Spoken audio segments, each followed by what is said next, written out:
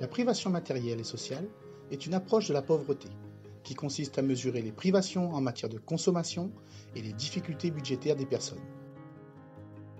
Une personne est considérée en situation de privation matérielle et sociale si elle déclare ne pas avoir les ressources financières suffisantes pour accéder à au moins 5 des 13 éléments considérés comme nécessaires à des conditions de vie décentes en Europe. Par exemple, ne pas avoir les moyens de se constituer une épargne, de s'acheter une voiture personnelle ou encore d'avoir une activité de loisirs régulière.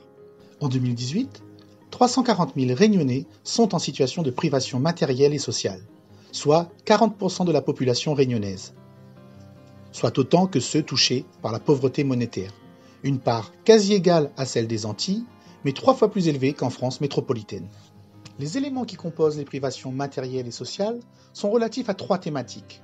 Les privations budgétaires, indiquant une vulnérabilité financière, les privations d'ordre matériel, concernant la consommation de biens, et les privations d'ordre social, orientées sur les relations individuelles et les services.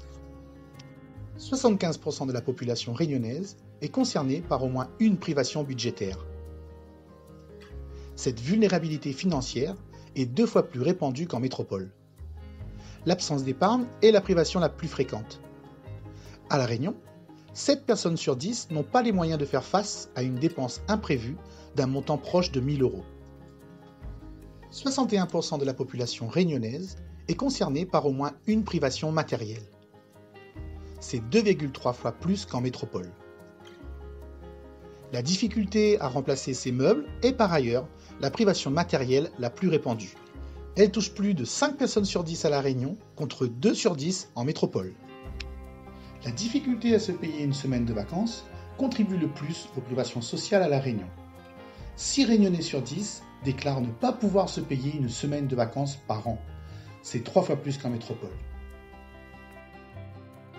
À La Réunion, les privations matérielles et sociales touchent davantage les chômeurs, les non-diplômés, les personnes en mauvaise santé, les jeunes ménages de moins de 30 ans, tandis que les personnes en emploi sont moins concernées. Les Réunionnais en situation de privation matérielle et sociale rencontrent 2 fois plus de difficultés liées au logement,